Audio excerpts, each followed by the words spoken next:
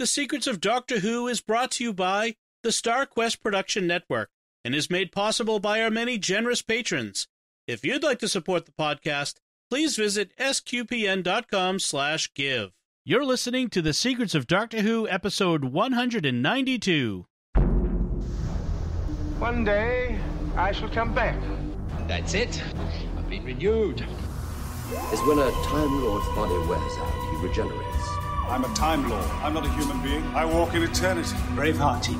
Change, my dear, and it seems not a moment too soon. Unlimited rice pudding. Physician healers. Wearing a bit thin. Fantastic. I am Scottish. I can complain about things. Ta-da! Ooh. Should be fine. Hi, I'm Dom Bettinelli, and you're listening to The Secrets of Doctor Who, where we discuss everything about the hit BBC series, Doctor Who. Today we're discussing the 11th Doctor story, Hungry Earth. Joining me today on the panel are Jimmy Aiken. Hi, Jimmy. Oh, boy, Chris Chibnall. And Father Cory Stika. Hi, Father Cory. How's it going? Very well, thanks. Folks, if you have not yet done so, I don't know why, but you should immediately subscribe to the show in Apple Podcasts, Google Podcasts, Stitcher, TuneIn, Spotify, iHeartRadio, your favorite podcast app, or at the SQPN YouTube channel, where you should make sure to hit the bell to get notifications. We give you all the options. Wherever there are podcasts to be found, you will find us. So, this is a two-parter, The Hungry Earth and In Cold Blood. No, just Cold Blood. That we will be talking about this week and next week. So we'll cover it in subsequent weeks and won't make you wait. And it originally aired in May 2010. And it's the Doctor, Rory, and Amy. And it involves the Silurians, which is their first time back on Doctor Who since 1984, Warriors of the Deep. Yep. And the Silurians here, of course, are a little different than the ones we've seen before. Oh, and we should also mention that this is set this year. In 2020. So as if 2020 wasn't bad enough, we also have to worry about the Silurians. Well, as you and I were saying last night in our Slack channel, maybe the Silurians released the virus in China because the Chinese are the ones who discovered them. That was their original plan. And when they first showed up in the Third Doctor's time, they were engineering a plague to wipe out humanity so they could take over the surface of the Earth again. I guess they're back to the original plan. Worst plague ever if it could be stopped by masks. We have a plague, we have murder hornets, we have land sharks. And now baboons with knives and chainsaws. Yes. Those are all real things, folks. All real, not kidding about the last. Yes. So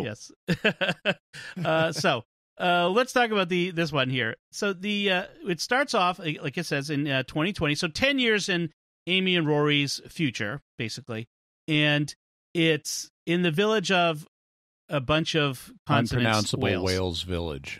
The Wales Village.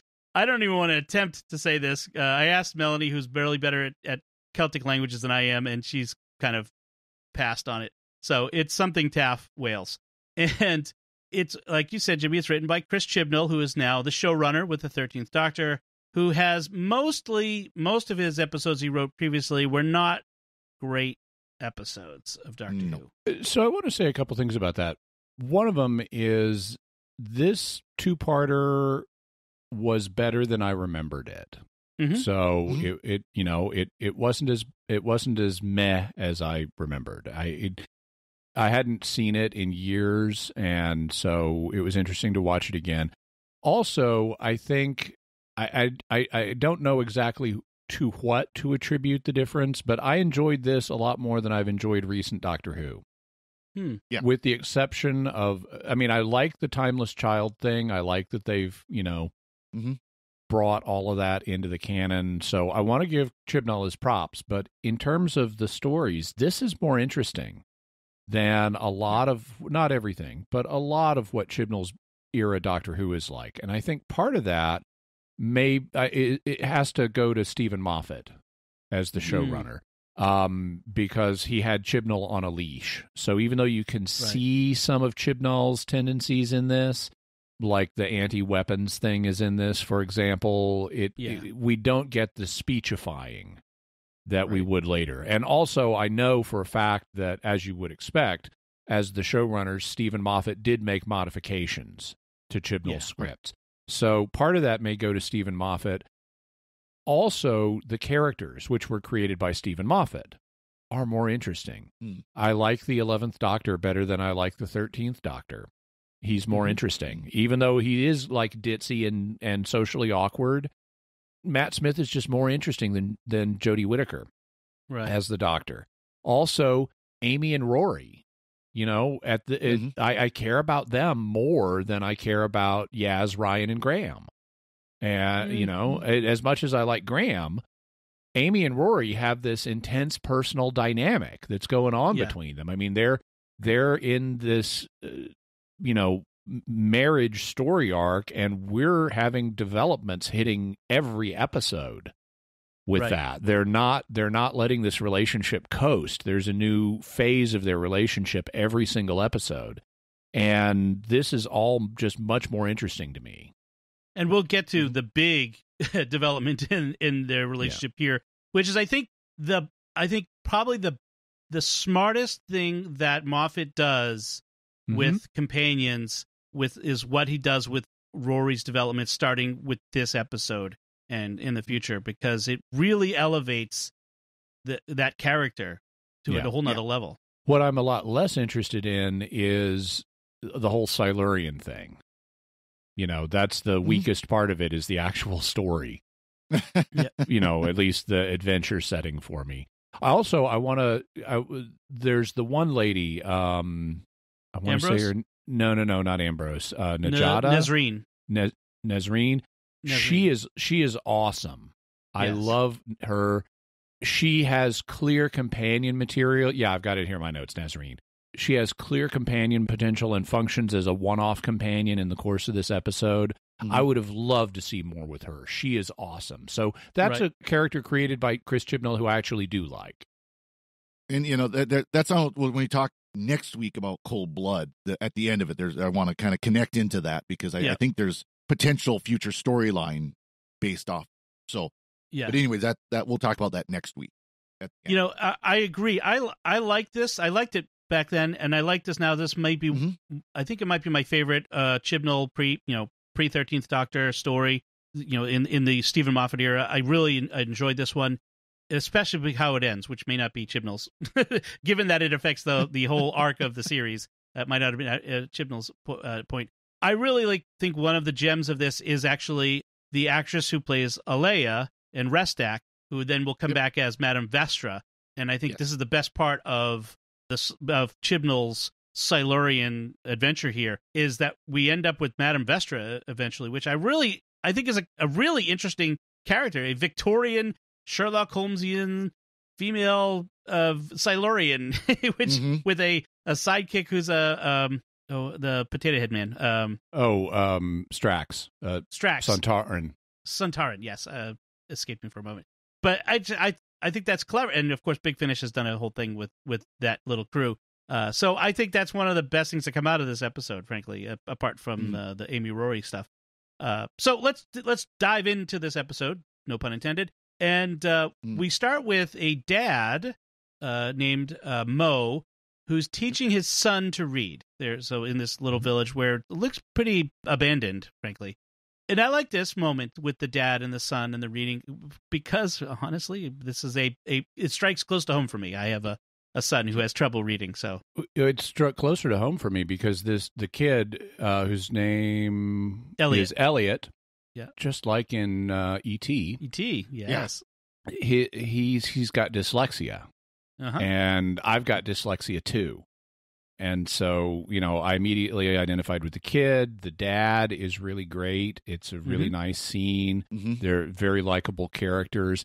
One of the things I liked with Elliot and his dyslexia is he copes with the dyslexia in some similar ways that I did.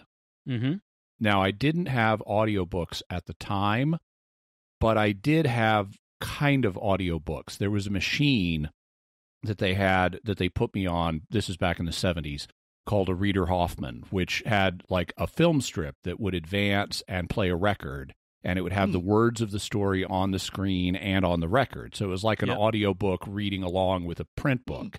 And that was what they used to help me learn how to read. And even though I still have some of the effects of dyslexia, which is one of the reasons, even to this day, I prefer reading on a screen. If I'm going to read it all, I mean, I prefer audio. If I can't get audio, I want to read on a screen because I can control, and this is common among dyslexics, I can control the lighting on a screen in a way I can't on a printed page, and it makes it much easier. But Elliot is doing the audiobook thing because he's in 2020, and that was actually a little advanced for 2010. Audiobooks weren't as common then as they are now. Yeah. He also draws, and I did the same thing. In fact, I went to the Arkansas Governor's School, which was a school for gifted and talented high school juniors, in fine arts because I drew. And so I liked the presentation of dyslexia in this episode. It was realistic, and Elliot's at a stage where he hasn't yet gotten over the hump in terms of reading, but it was nicely done. And I don't know if Chibnall knows someone who's dyslexic or if he did his research, but either way, that worked for me. Yeah, well, that's the thing that really got me was this kid is about my son's age, and my son listens to lots of audiobooks on its old iPhone that I've repurposed for him that plays Audible. We get Audible books and we check out books from the library. And so it just felt so real. It felt so personal. And I love it. And so that was really cool. And as I seldom tire of saying, yes, Jimmy Akin has a learning disability. So, well, and going back to the dad, I really like the way the dad was portrayed because, even 10 years ago when this show aired, dads were played as the Homer Simpson bumbling fool. Yeah. Who were distant to their children, and it's been that way for a long time. And it's so refreshing when you see a dad who is a dad.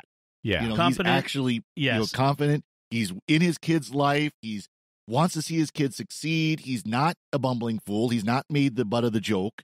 He's a good dad. And that's something we need more of in media. And in fact, to give Chibnall props on something else, he subverts a common trope, not just with the dad, but with the mom. Yeah. Because as we're going to, by the end of the two-parter, we're going to know things about the mom and what she has done that are like, wow, you would not expect that. If anything, you would expect exactly the reverse. You would expect the husband to do those things, not the mom. Yep. And here we have it in a very unusual configuration. So Dad's on his way to work. He works at a deep drilling rig. That has reached 21 kilometers deep, which is deeper than anyone has ever drilled before. Since Inferno. Since Inferno, I know. Which was 32 kilometers deep.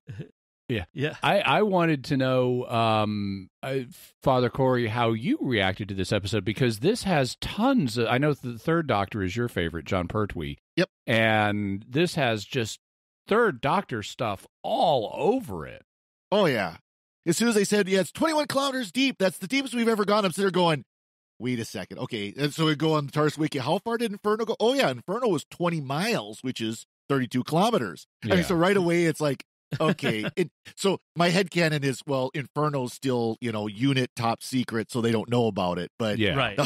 but we've got like Inferno, we've got the drilling, we've got gas pockets under the earth, we've got the Silurians, we have just all kinds of Third Doctor-y things happening. Oh yeah, here. I know you mentioned, Jimmy, that you're kind of meh on the Silurians. I enjoyed that. I actually kind of enjoyed it a little bit because it does tie back to the Third Doctor and all those connections. So yeah, they do make that explicit reference at one point too to the we met other tribes. Yeah.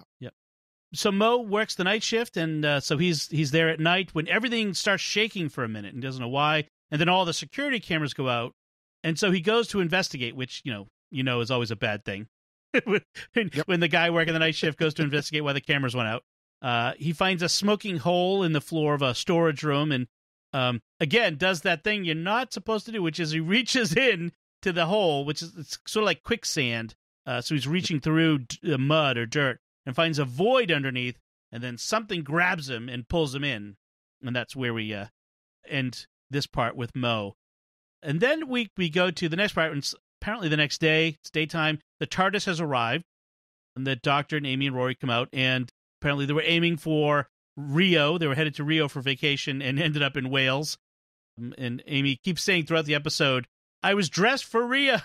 Because she's got these short shorts on. Yes. I hate that when it happens. You're planning to go into a sunny beach and you end up in a graveyard in Wales. This dreary, cold area. Right. She's got on, I guess it's a mini skirt. It's like a really mini skirt. Yeah. And it does come back, like later on in, I think in part 2, we have a scene where a scientist who's Silurian is saying, the female's cold resistance seems to be greater than the male's. I was dressed for Rio. But she does have like this leather jacket top on that like, that's not really Rio beachwear. It's fashion. Yeah. So the Doctor notice we have a TARDIS miss, which is, a recurring trope on Doctor Who that, especially in the early days, there were misses all the time. That was the norm. It's not so much the norm now. Yeah, the TARDIS does tend to take him where he needs to go, and that's sort of the they kind of explain that away. Moffat explained that way with the Doctor's wife, the episode Doctor's Wife, where the TARDIS becomes personified, and it's like, and she says, "Well, it may not have taken you where you wanted to go, but I've always taken you where you needed to go." Right. So the Doctor immediately notices that the ground feels strange. He also notices patches of bluegrass everywhere. So just automatically, you want to whip out a banjo and start doing. Where's the bourbon and rye? So they look across the valley, see two people waving. The Doctor says, "It's you, 10 years in your future." And I'm thinking, could that be? Spoilers for future season of Doctor Who, but yes, apparently spoilers. But 10 years in the future for Amy and Rory isn't 2020. We'll just put it that way.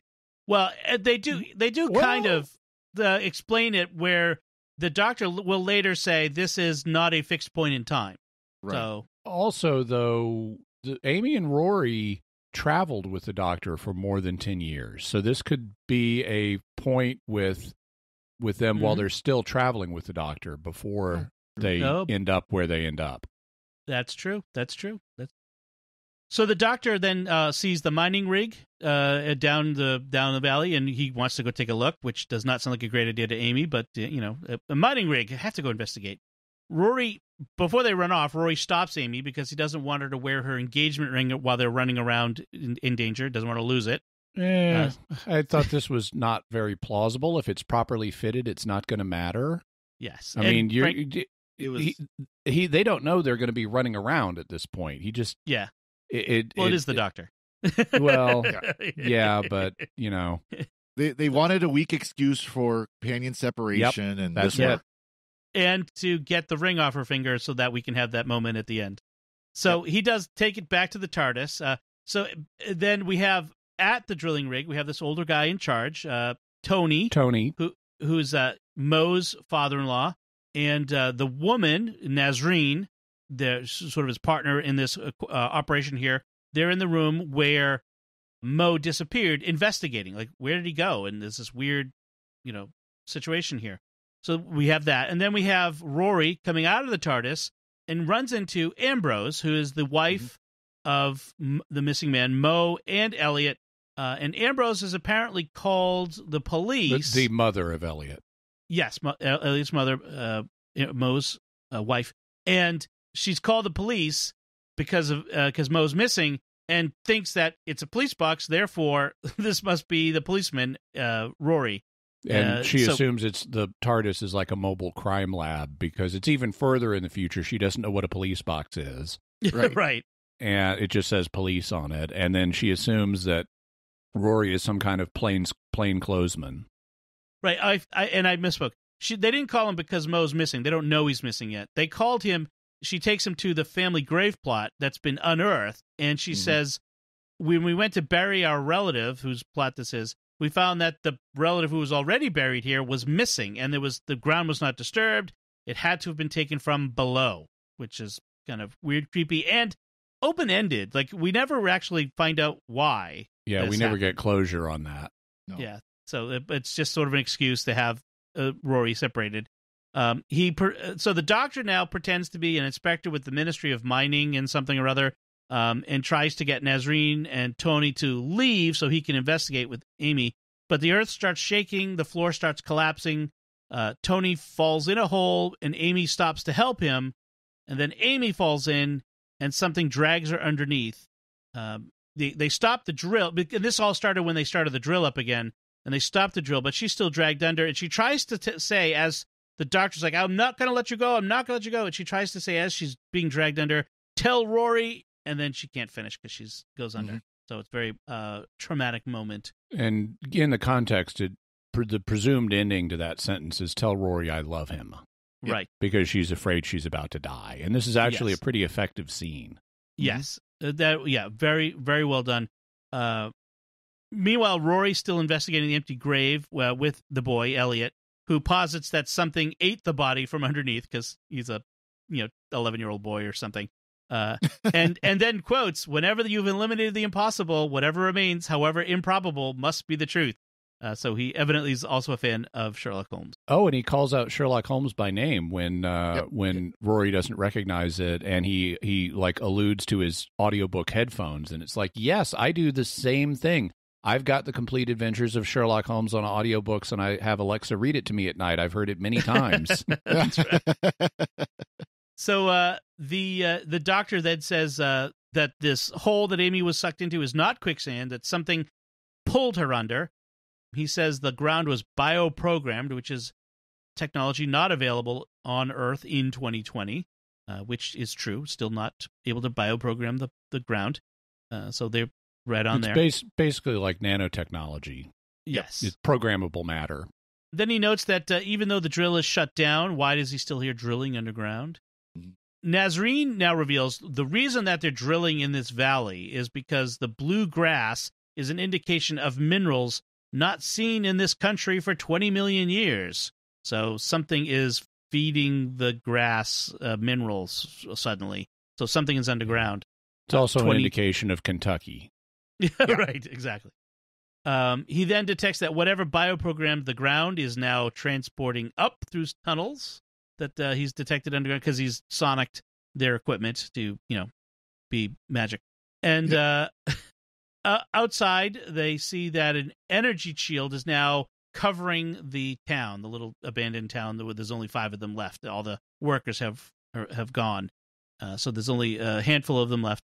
And there's now this energy shield trapping them inside. So they are now under the dome, if anybody saw that terrible Stephen King-based series. with the guy named Barbara. So I watched the first season and then gave up after that. So very dim memories of it. You did not waste your time watching the second season. So Rory at first does not ask when he encounters the doctor, he does not ask the important question, where is Amy? But eventually he gets around to that. And when the doctor says he'll get her back, Rory sort of roars at him. You should have tried harder to save her. Like Rory really gives it to the doctor because he's been afraid this whole time that Amy's penchant for running off with the doctor into adventure is going to get her hurt or killed. And this is... It's interesting, the doctor, and later Rory, but the doctor in this episode is making all kinds of promises of safety to people that it's like, I wouldn't be making these promises if I were you, dude. But here he makes one to Rory, where Rory confronts him about Amy having been taken. The doctor says she's been taken, and Rory's like, what? Under the earth. She's been taken under the earth. And Rory lashes out at him, and the doctor says, I'll keep you all safe, I promise. Right. And that's not going to happen. Nope. Exactly. Right. Not a promise he can keep. So they all go to hide in the church, which is an old stone church, which is interesting idea. It's an old Doctor Who trope, too. This is like the 5th time we've had characters hide from danger in churches, including instances in New Who, where, like in Father's Day, when the Time Reavers attack, they hide in a church. And I find it interesting. I don't know exactly why the writers keep doing this, But taking shelter in a church is a recurring theme on Doctor Who. Well, it's an old trope. I mean, it goes way back. The idea of that holy sanctuary in the church. And it's something that's recognizable, especially in England, where they still have a lot of these beautiful old stone churches lurking around. It's something that's very recognizable as sanctuary. I wonder if they're implying that because the church is big enough stone, it'd be hard for anything to get in from underneath. Well, in this storyline, for sure. This storyline, it's like you can't, because they're changing the earth. The stone will protect them. It's not like concrete where they can just break it through it. Though they don't spell any of that out in this episode. No. And the church is built on a rock, right? Yeah. Peter is a rock. It was an Anglican church. It doesn't. Yeah. Oh, right. So, never mind. So then we may have originally been Catholic. It's hundreds of years old. Yeah. So we get a shot of something scanning an unconscious Amy, under the earth, very quickly. Then we get them. They show up at the church, and Ambrose now is finally the one who asks the important question, which is, "Where's Mo?" And Elliot, they reveal that he's been taken too. Elliot asks the doctor if he'll be able to get his dad back, and the doctor pauses, and then he makes yet another promise. Yes, I will definitely get him back. So more promises. They managed to find enough remote transmitting cameras and motion sensors in this abandoned village to blanket the village with these things that somehow are transmitting data to. Never mind. And this is not unreasonable. I mean, we have for 2020. Now, this was looking forward. Yep. But now that it's 2020, I mean, it's very common for people to have networked cams in their homes and outside their homes and on their doorbells and lights that the doctor mentions motion sensitive lights. And, I have networked cameras and I have motion sensitive lights, and that's actually normal these days. And while the village itself is abandoned, it's part of a major project. You can imagine there's a major corporation behind this drilling project, which means they're going to have the resources to have things like ring doorbells and Nest cameras and stuff like that. I guess I'm just reacting to the very old camcorders, which is what they would have had in 2010. So that's fine. Yeah, you're right. That's and I agree, Jimmy. It's actually, they're very forward thinking on a lot of this kind of stuff. You look back. That's true. True. Yep. So they're gathering together supplies. Ambrose shows up with an armful of weapons, including a taser, a bat, and a shotgun. And the doctor tells her that's not how I do things. And when she says they need to defend themselves. No big speech, which is nice. No, but he says it nicely, but in an ominous way to put them away. You know what I mean? There's like that he'll brook no argument from her. You put those away now. So there is a very there's a tinge in his tone. So which I thought was interesting. But you're right. There was no speechifying here about guns are evil, or bats, I suppose, or sledgehammer. She's got a sledgehammer in there. Yeah, right. We have a nice interaction with the doctor interacting with Elliot about his dyslexia. I thought that was a nice little moment where Elliot says, "I can't write the locations down." He says, "Well, can you draw me a map, draw me a picture of where all the cameras and sensors are," which was a nice moment. He encourages him by saying that Einstein and Da Vinci were also dyslexic. Is that true? I don't know. I have never looked it up. I wonder if it's just a doctor thing, a doctor fact, quote unquote. I know that Einstein was developmentally delayed in a few respects, but I don't know if it was dyslexia. So Elliot then asks the doctor if he's afraid of monsters, and the doctor says, "Monsters are afraid of me." So that's the little funny bit there. The shield then turns black as the 3 signals that have been coming up from the underground arrive, which cuts off all light, makes it seem like middle of the night there. Just to have us running around in the darkness to make up the drama. Yes. Rory was outside. He's trying to come back when the door to the church won't open. Well, actually, they're all trying to get into the church. That's what it is. Mm-hmm. And the door to the church sticks. And when Rory says the sonic's not working on wood is rubbish, the doctor says, "Don't diss the sonic," which I think is famously the sonic does not work on wood. Which was first established in Silence in the Library. That's right. Elliot isn't with them, and the doctor realizes they left him outside. And so now Elliot is being chased through the graveyard by these shadowy figures, which is really creepy. He gets to the door, but it's stuck, and then he's taken by the Silurian. He's taken away. Ambrose runs out when they finally get the door open looking for him, and she's attacked by the Silurian, and when Tony defends her, the Silurian uses its tongue to stab him in the neck and, we'll find out, poison him. And this is like a really super extra grande tongue. So it's like, 20 feet long or something. Yes, that thing rolls up somewhere. Now the Doctor gets out his night vision sunglasses, which must be the same ones that the 12th Doctor has. Well, I wondered about that because there's no setup on these, and I thought, because we've never seen him before or since, I thought that the sunglasses he puts on, which let him see in like thermal imaging or something at night, now that it's all dark, that I thought this was meant to be, this is a 2020 invention. That it's just it's like the security cams and everything else that would be high tech from a 2010 perspective. 10 years from now, we'll have thermal sunglasses you can use at night or something. Well, and I wonder if this is where Moffat got the idea to add the sonic shades for 12. I just think I hope Apple's glasses will have night vision in them, because that would be really cool when they eventually come out with those. So they do capture one of the Silurians with a fire extinguisher and a Meals on Wheels refrigerator van, because the Doctor has figured out that it's a cold-blooded species. And so now both sides have hostages. Amy wakes up in a canister of some kind, and as she gets a little freaked out, she is gassed back asleep. And then underneath the scary reptilian mask, which is, I thought was effective. I thought it was a really effective way of making the Silurians scary until we need to see them as more human-like and more, what's the word I'm looking for? More relatable. Thank you, relatable. They have this mask, and so we unmask the Silurian. She has a human face. Also, it's a nice bridge to former Silurian designs.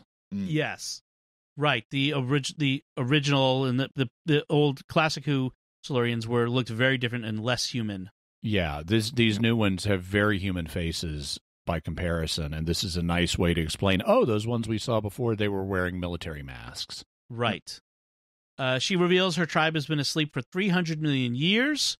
They detected the drill as an attack. They thought it was an attack, and so the warriors were activated to attack back. Her name is Alea, and she says, this land is ours. We lived here long before the apes. And the Doctor says, that doesn't give you automatic rights to it now. I'm afraid humans won't give up the planet. I thought that was interesting, the idea that just because you used to own the land doesn't mean you have automatic rights to it now. I'm not sure that would be how the same story would be written in 2020.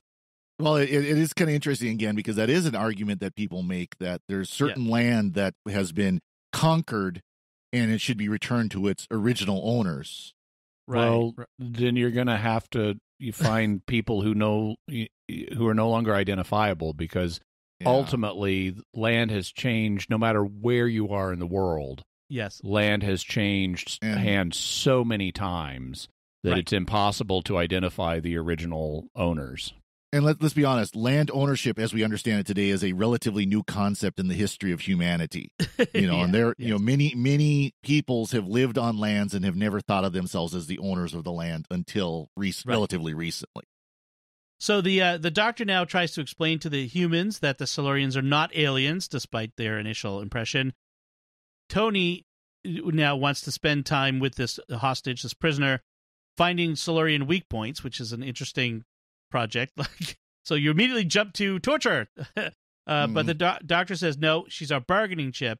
And he says, nobody dies today, which is an interesting, again, a promise. Will he be able to keep? Yes. So one of the things I wanted to comment on in this scene where the Doctor's talking to everybody about how they need to treat the Silurian, Alea, he's explaining what Silurians are to them, and he refers to them as Silurians or Eocenes, as some call them. Well, that's a reference to the fact the third Doctor once called them Eocenes.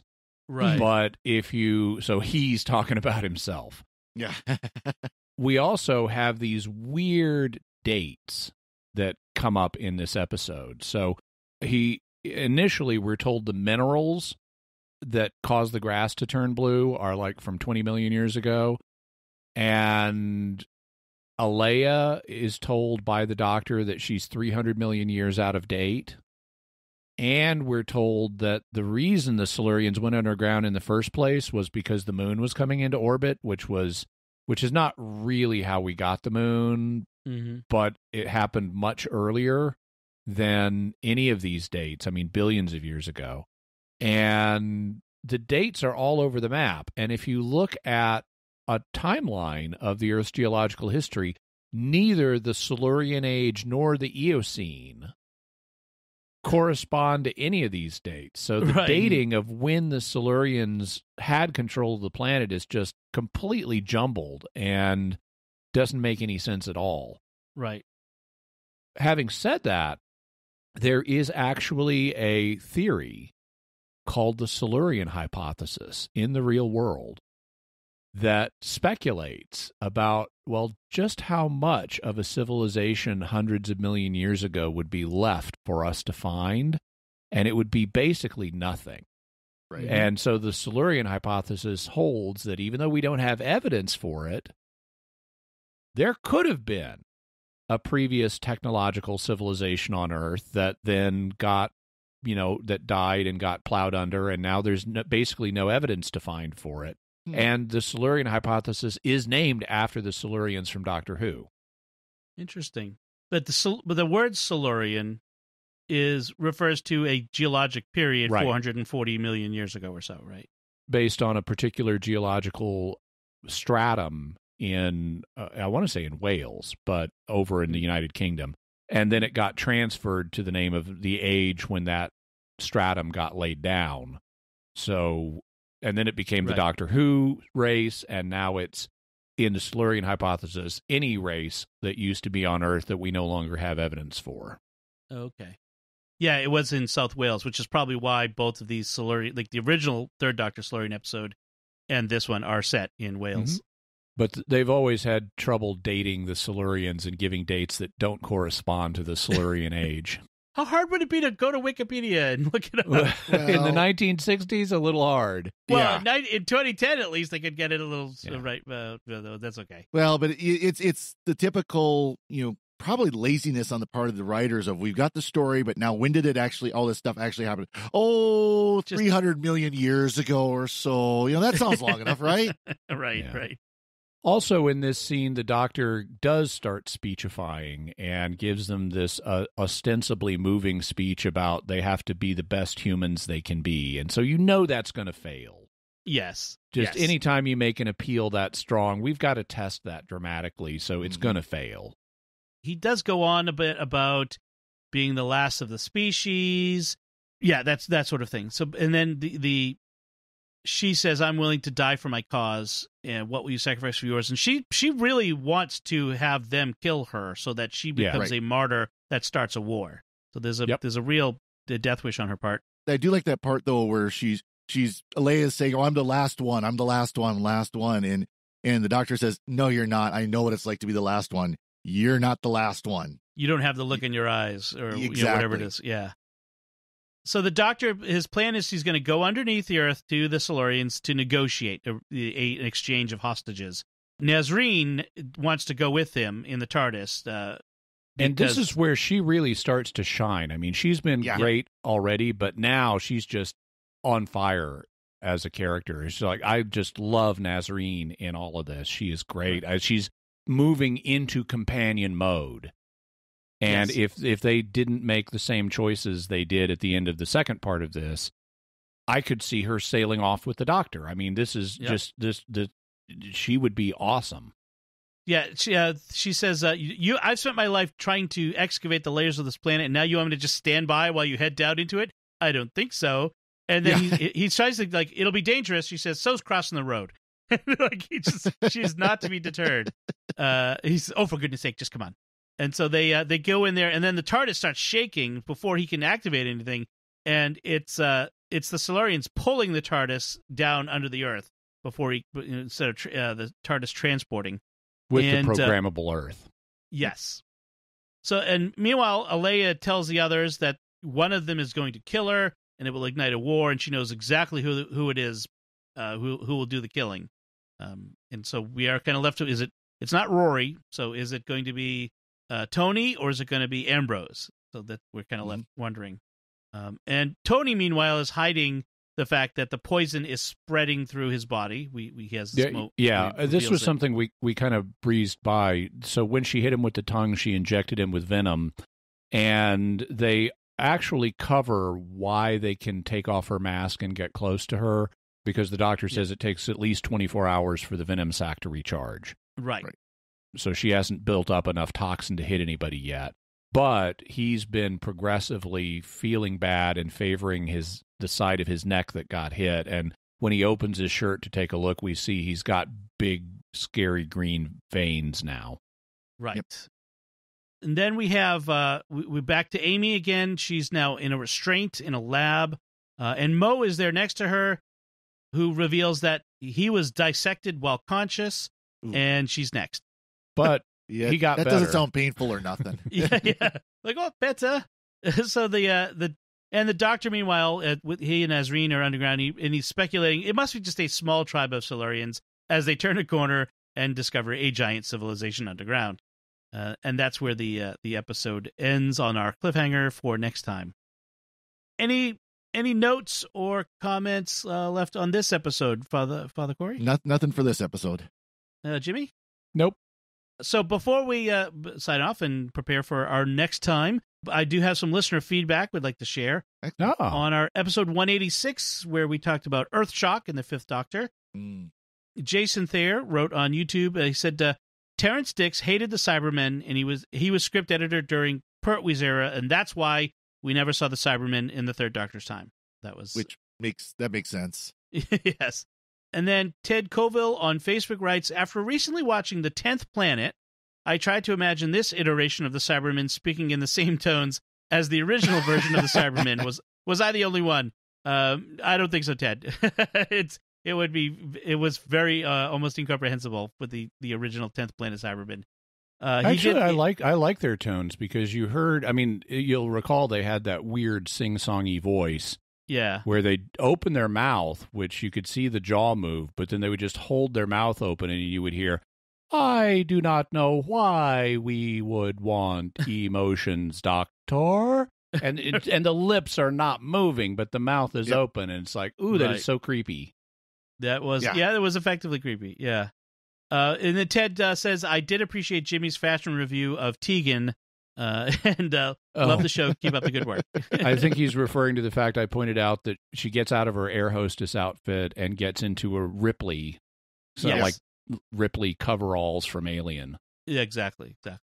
So although it's interesting, I haven't seen any feedback yet from anyone commenting on the whole Adric situation and our reaction to it. But there was some anticipation of what we would say about it, but no one has told us what they think of our reaction. So. There's still time to send us feedback on that.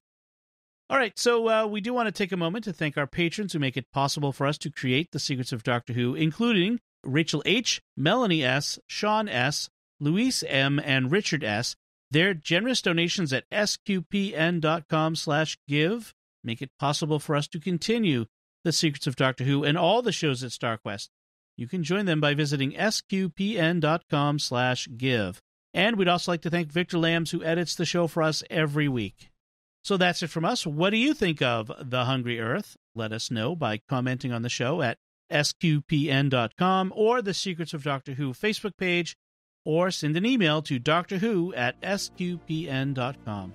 We'll be back next time when, of course, we'll be discussing the next part of this two-parter, Cold Blood.